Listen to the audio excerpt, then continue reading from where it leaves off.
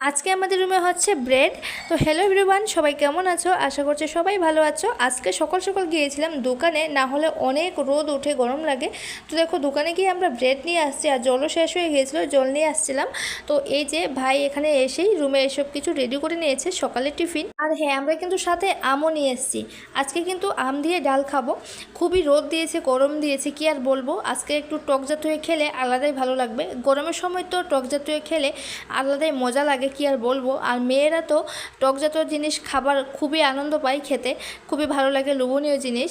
তো এই যে এদিকে কিন্তু অনেকটাই রোদ দিয়েছে, গরম দিয়েছে, আর এদিকে কিন্তু ভাই আমটা কেটে নিয়েছে। আমি একটু নুন দিয়ে খেয়েছি, খুবই ভালো লাগছিল, কি আর বলবো, গরমের সময়। তো এইদিকে দেখো আমটা খুব সুন্দর লাগছিল, আর কদিন পরে হলে আমটা পেকেই যেত।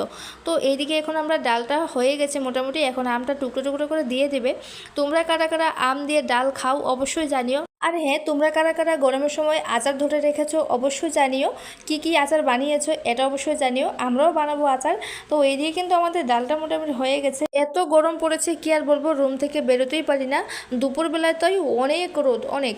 তো তোমরা কারা কারা নতুন আছো প্লিজ আমার এই পেজে একটু ফলো করে পাশে থেকো, এটাই চাইবো। আর এই দিয়ে কিন্তু আমাদের ডাল হয়ে গেছে। আর কারা কারা তোমরা আম মাখা খেতে ভালোবাসো সেটা অবশ্যই জানিও। আজকের মতো টাটা, অন্য কোনো ভিডিও নিয়ে আসবো। Bye bye.